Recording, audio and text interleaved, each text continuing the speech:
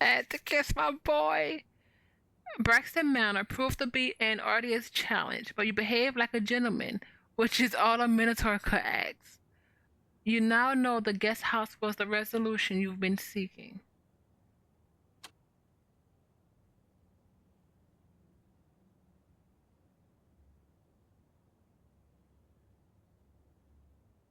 Oof. All right. All right. Glad to be out of that basement. Now what's this? Looks like a few folks hanging around out there. And with Molly gone, I just need to get to the bottom of whatever other terrible business is at hand. You're getting close, Alecus. Hurry. Who is the freaking old crone? Close to what? Hurry before silence. Before what, damn it?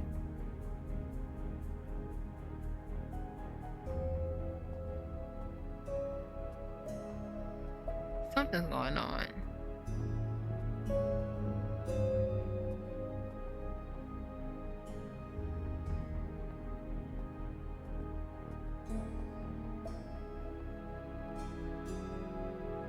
Oh, he's gonna make it there with Teddy, isn't he? The angelic figure holds up a torch of, well, yeah.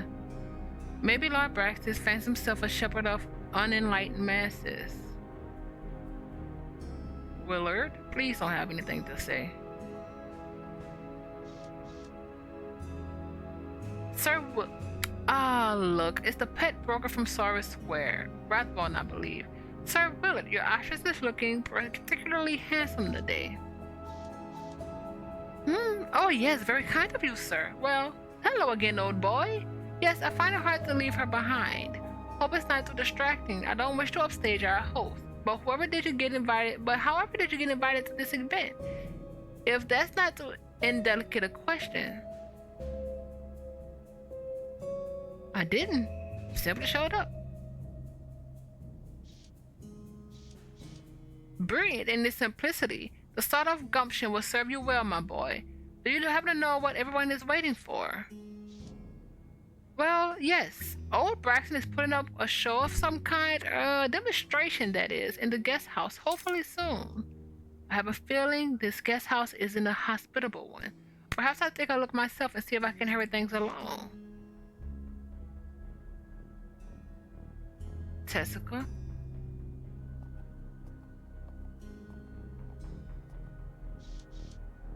Tessica Lincoln, painter of portraits. I suppose she's well known enough to be invited to such a soiree. Miss Lincoln, how nice to see you. Ah, hello, Mr. Daly. Finally a friendly face. Have you been treated... Why do you say that? Have you been treated rudely? No, not at all, but I count my few acquaintances here as clients rather than friends. Actually, I find this sort of thing, the preening of the upper classes, very tedious. Bullied at that. Can't complain about the food, though. I am only attending in a professional capacity to meet potential subjects for my portraiture. Well, company aside, are you enjoying yourself? It's fine, though I confess feeling a bit out of place, or perhaps you yourself do.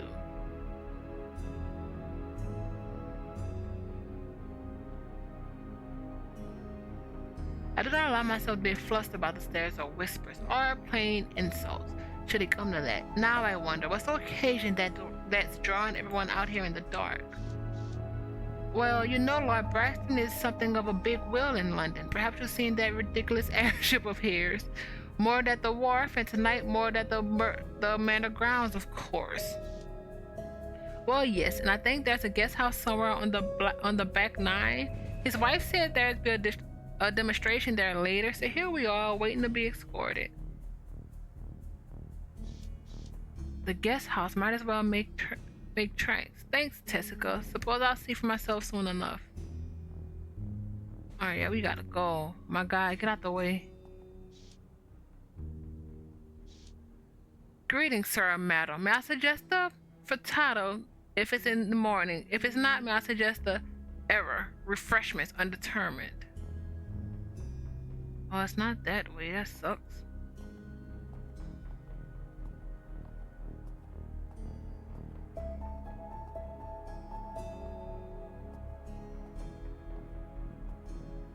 what's this way?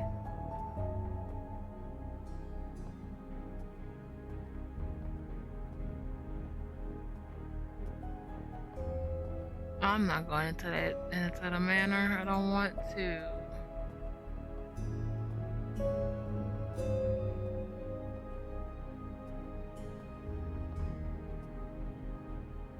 Oh, we didn't bring him in the manor at all though.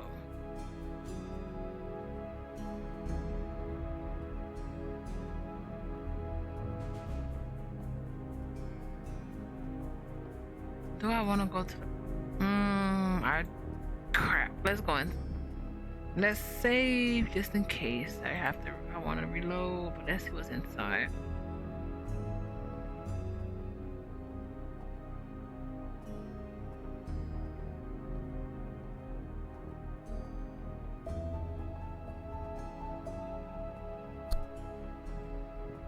He is optimistic.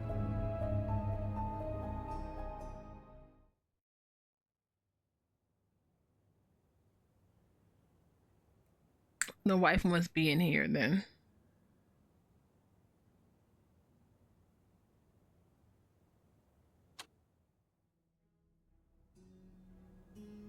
Sarcophagus. Hieroglyphs on it remain clear. Where do they read? Do not touch. Let the dead rest. Back at the orphanage, I never saw that much food, let alone such costly victuals. A fancy map of the world, circa 1830. I wonder if I ever get to see more of it. Statues.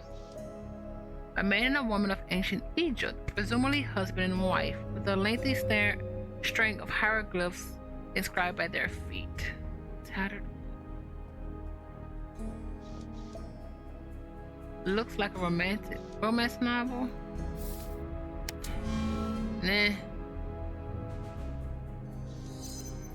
Am I really looking for a deeper meaning in a romance novel? What am I going to find? That the stable boy admired the heroine's having possums? Better leave well enough alone.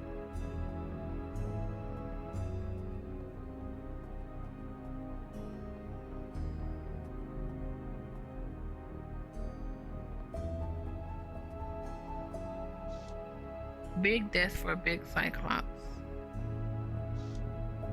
Most cats I encounter tend to hiss at me. This one's remarkably composed by comparison. That 1,000-year-old body doesn't look the worse for wear compared to your average London ruffian.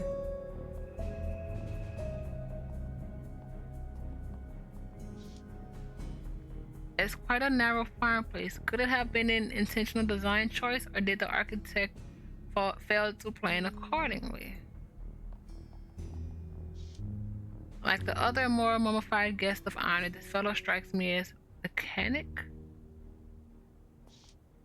I should let the opportunity to pursue Lord Braxton's library. Sure, a quick glance would be alright. Multi-local nation states. It is important to note that the royal institution is still lacking a complete understanding of the fairy and fairy type, despite being geographically widespread. Bah, fairies. It doesn't matter what scientists say. I still don't believe in them.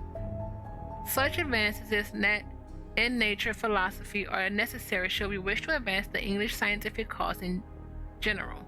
This position what works we do have on the subject is highly relevant to our modern concerns, such as in the works of anthropologist Thomas Kingsley's seminal textbooks on fake cultures, collective essays of the philosophies of thaumaturgy. It's curious that creatures with a supposed divine origins tend themselves to be well springs of the magical arts.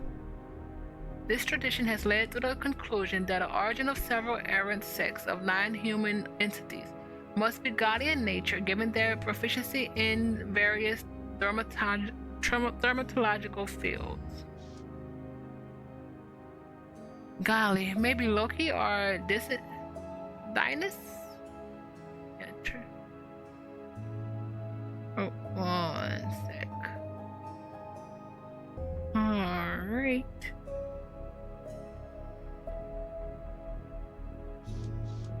However, this theory harbors several flaws of the very least, or at the very least, complications.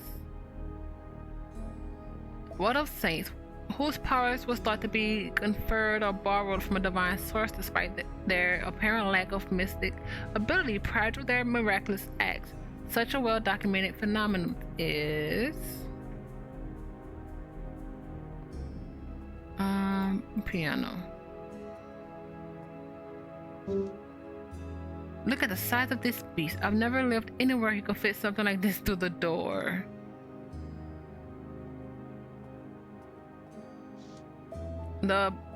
This block of stone depicts a procession of gods or pharaohs.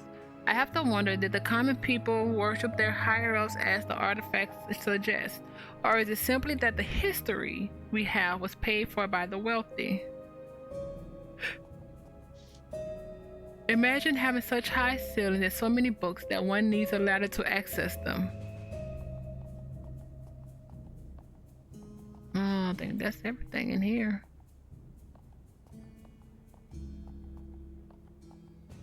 Door. That was the romance thing.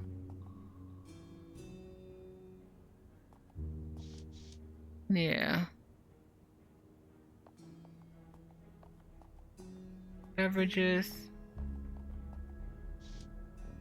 I must stay sober for this endeavor, but maybe I have one later as reward for a job well done. Back to the gardens.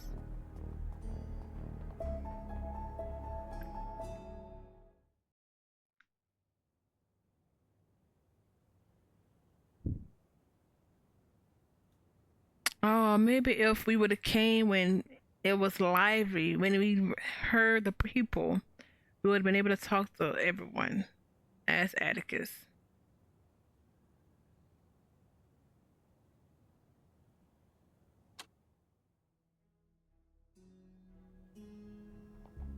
All right, let's go.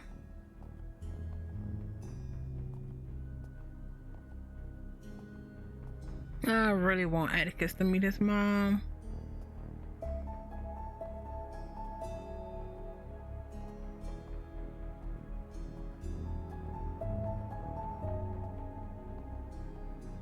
To the guest house. We're ignoring this sentry. At least trying to.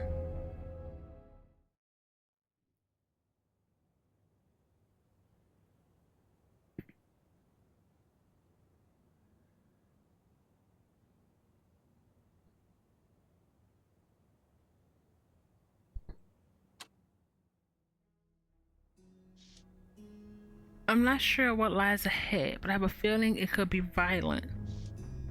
This is my chance to put an end to all of this. Oh.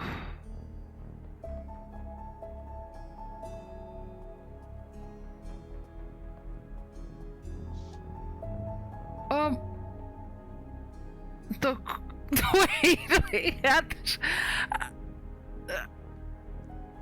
Okay, so honestly, like the last 3 minutes of Teddy and Otto's last chapter, I was like, well, maybe Matilda's the crown. I was like, nah, it can't be. And I think that was right when it was 3 minutes, not 10, but right when the speech was being made. It was like she had no sentience, I was like, maybe she has powers like Atticus does or something. Oh my boy, my darling boy, you're here, finally. The voice. It's the voice in my head, but it's coming from inside this room. It's her. But I'm the only one who can hear her, even here. Her voice is coming to me directly from her mind. She's been with me all this time. The old crone is my mother. Oh, what a revelation. Hello? You don't work for me, do you? I find Molly's goons all look more or less the same. Who's that over there? Better have a word with them. Lord Braxton, I presume. Atticus Daly. And no, I do not work for Molly. Yes, I am Laura Braxton, and you must be here to witness my groundbreaking procedure. More than that, it's really, truly earth shattering. I appreciate your enthusiasm, but I must ask you to be patient and wait with the others.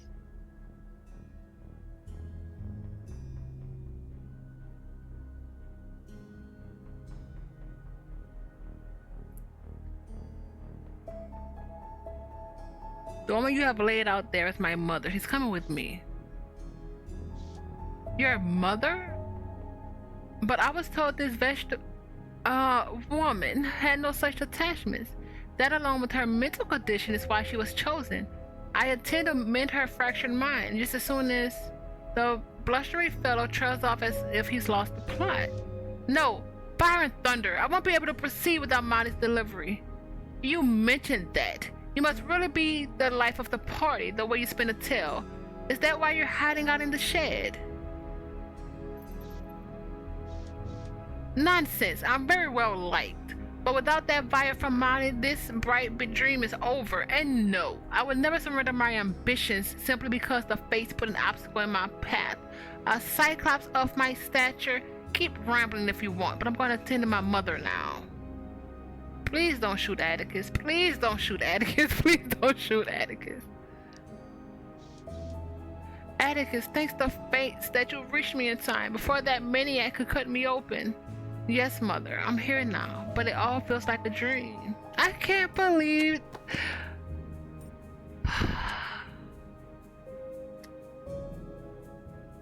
Now I legit want to go back to and go through everything she's told us.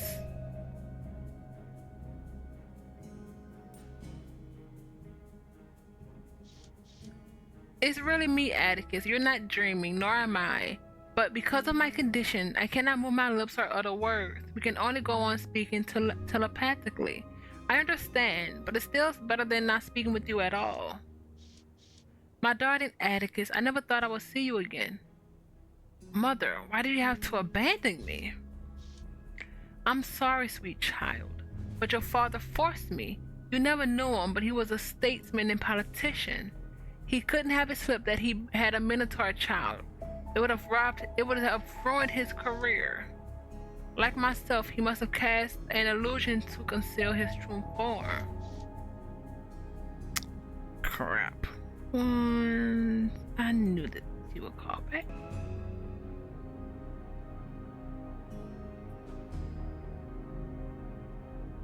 Wait. Wait, I remember something. My ring. Do you have it by any chance? I do, mother. Here you go. My ring. Oh, Atticus, I know you find and hold on to it. Same way I held on to hope that I'd find you. Her body remained still as I slipped the ring onto her finger. I bet she'd even cry tears of joy were she able to. My mother loved me dearly, but she had to give me up. The fear and turmoil she went through must have been felt as my own, so that I can understand. The anger that has led me to so many of my decisions, it was bitter and wind that left me on the doorstep of the Sacred Heart. I know that you came back for me. Yes, but I was dragged from the Sacred Heart when I arrived to retrieve you by a terrible man. The same man your father hired to crush his political rivals. Please don't be the freaking stranger. I must feel the anger and fear that she felt on that day, so that I won't absorb it and continue to feel it as my own. Forget her? I mustn't repeat the cycle. Forgiving her is the only way to save myself. Mother, it's okay. I forgive you. I'm just glad we can be together now. Hopeful.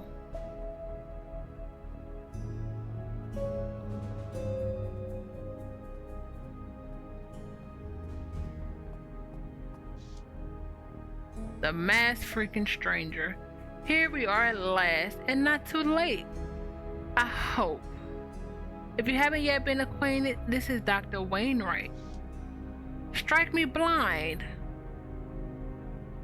I hadn't figured out there was an operating theater in here. I know you were nervous about swimming around the manor looking for your patients, but aren't you glad I convinced you to come? Oh, that I am. But what an awful sight this is. Poor Matilda. As for your guest, Lord Braxton, I fear they won't be joining you. Lady Braxton was decidedly in her cups and failed to bring them here. Whatever the stranger did to get Dr. Wainwright to follow him, he did so with enchanting authority, since he put a spell on just about everyone he takes an interest in. By the face, this machinery is terribly complex and terribly unsafe. What's he about to do to my patient? I was about to make scientific history, that's what. Curses. This is how it should have gone, and there's not even an audience to see it. What about us? We're quite special people. I should have known I couldn't count on my wife to go around the guests. She's never without a drink in hand. Perhaps she fell on the roses again? Old chap, I certainly would want to advise you on your marriage, but it's not all bad. You found a compelling application for the serum. Gentlemen, I have to say, my formula is not yet entirely stable. Not to worry, good doctor. It's in the 99th percentile. That's enough for Queen and country. My research, the core. I won't let you steal it from me. Do you mean the research that you and Molly stole from Dr. Wainwright? Oh, I thought as much. When your investors find out how far you strayed from your promises, legally binding ones, you will be in far deep waters indeed. It was necessary to harvest the blood of an active werewolf. Without it, the serum was terribly unreliable. That's right. You need to use activated blood. That's right. You need to use activated blood for the serum to stabilize, but you can't just kidnap people like Sykes and Matilda to achieve your aims. I only wanted a human subject in whom to install the core? Yes. And that may happen in the future, because the termination core is indeed a fine invention, but we'll take it from here. Who does he mean by we? It sounds like the Queen herself has put her trust in the stranger. At least in regard to tracking down cutting-edge research chemicals derived from the blood of werewolves. Silas will deal with you momentarily once my good friend Yves has arrived. Oh, and don't get any ideas, or I'm happy to put it through that boiler on your conveyance. You're full of steam and bloody mad besides. As for Matilda Daly, it was a chance he thanked for a while, but she will survive. I suppose he thinks himself rather high and mighty, seeing as he was right about my mother being alive. And Mr. Daly, that was quite a timely interest. Whatever your flaws, I dare say you delivered in the end. Pretty compliments mean less than a bed farting to me. Why in blazes are you here? And how are you involved in this awful mess? In his awful mess? An excellent question which I shall answer in due course.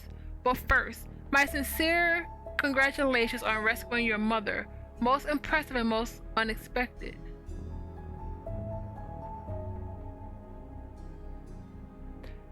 I don't see what that has to do with you. But yes, fine. Now, explain your role in all of this. I stand before you as a representative of the crown. That is to say, Her Majesty the Queen. Sounds like we're poised for a most lucrative offer. How about a peek behind that mask of yours, eh? At least tell me your name. Revealing something about yourself will go a long way towards earning a bit of trust. Bully to that. Ask not for my name or face, for I've surrendered both as part of my calling, and we shall truck in neither. Trust, rather, is what I represent, the wisdom and will of Her Royal Highness. The fellow certainly has a knack for talking in circles. I wonder if he's ever served in Parliament. Very well, carry on. I don't wish to belabor my introductions, but I work for an organization called the Sovereign Syndicate. We handle unsavory tasks in which Her Majesty's hand must remain unseen. Unsavory tasks. That's the first thing coming out of his gob that I don't doubt in the slightest. And the reason I'm here is to gather all my agents, witting and otherwise, in one place. I have chosen you, Atticus, and a few others yet to arrive, to collaborate with me on a very important mission. A few others? Don't know if I should take solace in the knowledge that I'm not his sole quarry. I must say, you rescuing the orphans from the basement has shown me both selfishness and bravery and ruthlessness because we killed Molly. Even if Saze like me wouldn't dare to look the other way, they needed help. I have to respectfully disagree with you on that. Alcohol has a way of dulling one's sense of empathy. But you don't have any qualms with opium, do you? When it serves a purpose, as I'm sure you recall from the dream you had in the Red Lotus, perhaps he's right. Everything in moderation. Your knack for subterfuge will come in handy.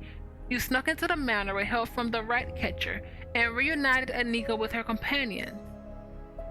The only thing that sucked, I kept forgetting to go down there with everybody. I wonder if he had a quest. Come in handy for what? It sounds like you're about to offer me a job. Indeed, Mr. Daly. Before I do, would you like to ask me a few more questions?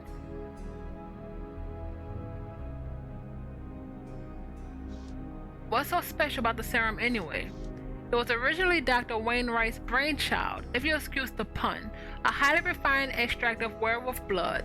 The exact science behind it will take hours to explain. Give me the short version. The serum temporarily imparts superhuman strength and cell regeneration, abilities which an active werewolf is privy to. Fascinating. The good doctor chose Bethel House for his round of experiments because the subjects there were readily accessible. Might I add that I also had little to recourse to outside aid. Society hasn't come around to doing this sort of research, so I had to keep it hush-hush. I wonder if his mom is a fae. Cause who just has telepathy? Why did Silas want to use the serum to implant the augmentation in my mother's brain? One of the beneficial properties of the serum is to prevent a patient's system from attacking foreign subjects, such as metallic implants. Ugh, give me a headache just to imagine it. In that case, it would have been Silas's determination core modified from his prototype used on automatons, so that it could be used as on organic beings. You said you handle tasks, and that you're here to gather agents. There must be more you can tell me about the Sovereign Syndicate, in case it could have been any more bloody vague. I can reveal only a limited amount. The Syndicate is a secret governmental organization answering to the office of the Queen and no one else. We advance the interests of the Empire. Whenever a situation is politically fraught, our enemy is particularly resourceful. You're spies, then. A cruel term to describe a very sophisticated operation, but I suppose it would do for now. If we are spies, we are kings among spies, yet very few know of the Syndicate's existence, and almost no one knows the identity of its agents. I'm done. Do I really want to get tangled up with this blackguard? He spends his whole life behind a mask. He's plainly a capable and intelligent fellow. I could do with a few more friends like that. Would like that. And he can handle himself. Would be nice to have a bit of power on my side for a change. Will you help my mom? Very well, I accept your offer, but with a few conditions. Yes, we'll get to the details later, but I assure you, you've made the right choice. The orphans kind of declined staying with us. Where is Teddy, my guy? Yay! They took their sweet time. Brockert beer. That machinery looks complex and menacing. I can't help but wonder what would have become of that poor woman. Good thing we've been spared a potential nasty sight. I'd always good to see you again. Your steady climb from machine to thinking being has been fascinating. Thank you. Mr. Teddy built me well. That he did. Or is a machine right now who not only exercises his free will, but does so for the betterment of his fellow automatons. I wonder if this is I'm gonna say it's a person and not an automaton. Curious that your efforts mirrored my own, even if nothing fruitful came of them. I hope that I have planted the seeds for something. I must say, it's remarkable that you achieved something of note by your lonesome.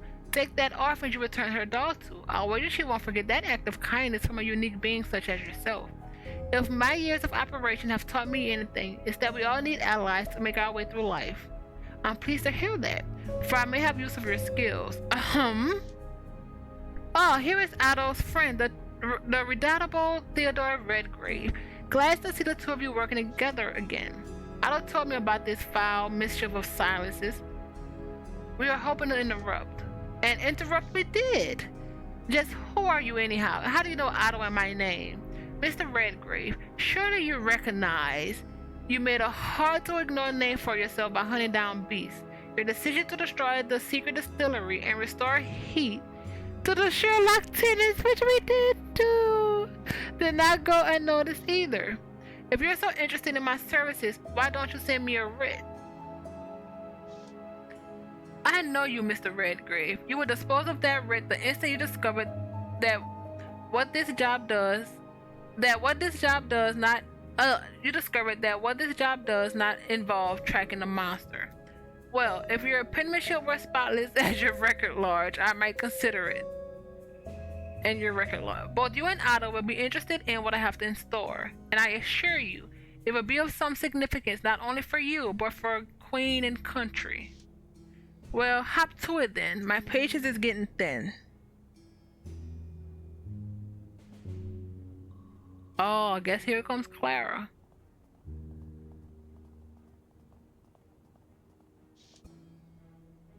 I don't know what you were planning on doing to that woman, but that machinery looks right. But that machinery looks right out of a nightmare.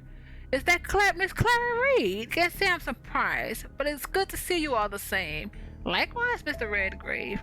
Look here, Lord Braxton. Know that I'm armed and unafraid to use force should you not cooperate. You don't have to make this any harder than it already is.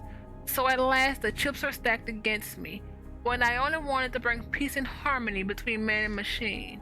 Don't push it. You're in enough hot water as it is. I suppose there's no point in worsening matters. Any road. Once my team of lawyers get together, you'll be the one in trouble. Right this way. Try not to do anything you'll regret. Here's the final piece of the puzzle. Miss Clara Reed, who, with the help of my associate, Mr. Chalmé Duval, solved the case of the courtesan killer. Bloody well done, Miss Reed. I bet they brit about that one in Scotland Yard for years to come. My gratitude to you, Miss Reed, for ending the killer's reign. The capture of the courtesan's killer. There's one piece of good news at least.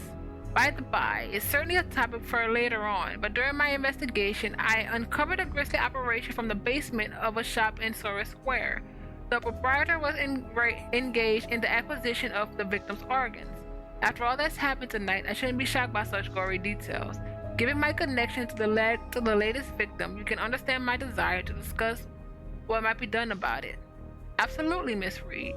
With everyone here together, we will be focused on bringing those who are still at large to justice. Sorry Square. I can only imagine it was Garden Grey. Fellow always giving me an unfortunate feeling. I'm pleased to see that my decision about each of you was a good one. I've had some concerns about your cooperation. Something tells me he would have found some way to convince us no matter what. But he sees my potential now. That's bloody useful. You're wonderful. Now that we're all gathered here, follow me, and we will discuss your future with the Sovereign Syndicate. Narrow beams of light begin to creep across the horizon, refracting through dense smoke and bathing everything in an orange glow. The ferry carries us back to St. Catherine docks, as the new dawn washes away the stain of last night's events. Wending its way through the East End's back alley, the masked stranger brings us to Dolores' laundry? Dolores has put a lover behind her counter and invites us into a secret passage. Who knew the masked singer has been operating behind the streets of Red Ladder Lane this whole time? What about her ex-husband? Her Majesty calls upon our services. This is a freaking cool picture. Danger writ in the dark places of this world, sharpening teeth and poisoning blades. The Sovereign Syndicate stands between the innocent and those who will do them harm. We are the sword, the shield, and the whispers holding back calamity. great picture. Hell of a speech. Let's get to work.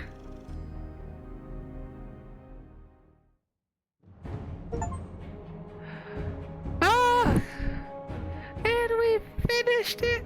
Ah. What a ride. I am happy it started and ended with Atticus.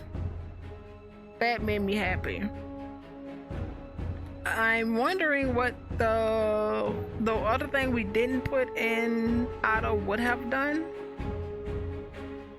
And it was actually something bad or not. I don't think it would have changed anything, honestly. I feel like nothing really would have changed much. Maybe if Teddy wouldn't have gave them the heat, maybe it would have just been Otto that may have got invited or something. Or he could have died. Because honestly, for the last chapter, the second part was Otto, so I can see it having an option where Teddy wouldn't even be there. Let's see what... The crone being Atticus' mom was... Oh, that was great. That was perfect. That I loved. Because there's very few stuff, like very few games, movies, or books that has me where I'm like, okay, like, I swear to God, it literally took the very end of Teddy/Otto's last chapter when Silas was making that speech. I was like, I wonder if the crone is his mom. but I was like, nah, maybe not. Like, I don't know. But I am wondering if his mom is a fae. But that was amazing. Just that right. So I'm never gonna forget that one. Let's see what Clara was. I feel like Clara had, well, I think she had more quests for sure. But it makes sense because she had to go around everything trying to get information for the case. And I liked her, but I think obviously Atticus was my favorite, then Teddy, then Clara. But I think Clara and Otto's like what and what with me right now. But what a good, trying to decide, what would I give this game? Maybe like a 7 or 8. Maybe a 7. Because I don't like replaying a lot of games, but I could see me in my own time just replaying it just for other options. Mainly, I wanted to put that core in Otto to see if that makes a difference. And see what happens if Atticus just rejects it, because I feel like if he does reject it, he's gonna get put out because he doesn't have the money. And it's also, it's a lot of unanswered stuff, like the guy who didn't he like Centaur, whoever he didn't like, the one that was the ex army guy who stole from the homeless. I still have no idea what his story is. I want to know what happened to the little boy with the, I'm pretty sure, fake medicine to grow him taller. I didn't give the bird his stuff, so that sucked. I'm so interested in Dolores and her ex-husband. Or husband, are they separated? I don't know. It's a lot of unanswered questions, which isn't a bad thing because it's minor stories, but ugh.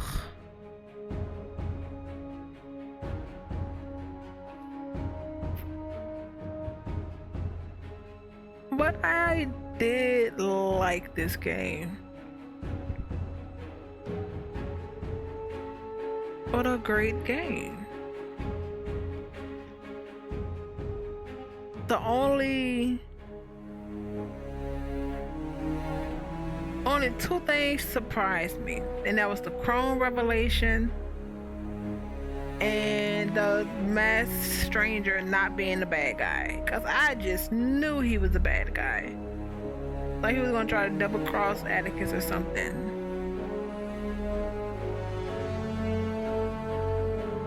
And Dr. Wainwright as well.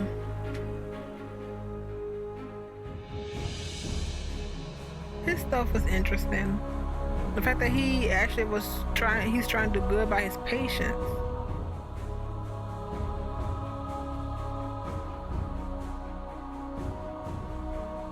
But it doesn't explain Ivana going to talk to Dr. Wainwright while also her whole deal. Like, I know they were family, but come on, people.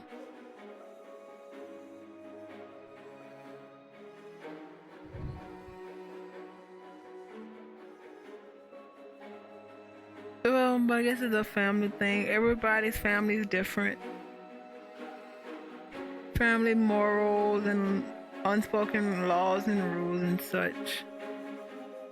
But her to hit for the I don't even remember her name, the madam, to hate werewolves so much that she denied her son. Obviously it was a family thing, so for her to deny her son the chance and then blame everyone else instead of herself, when it's you know what this family is, you know what, I'm guessing it was a family thing because it said family, and that's what it kind of hinted toward.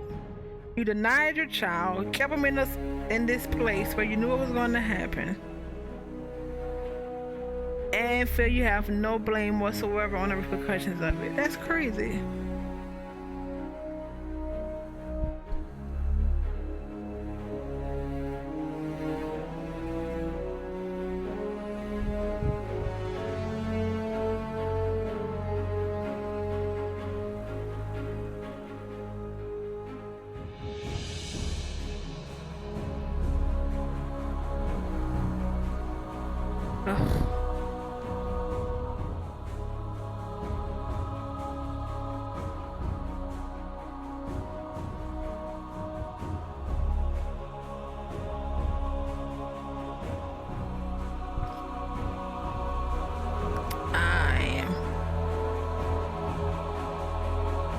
Happy we finished it. It wasn't that long though, actually.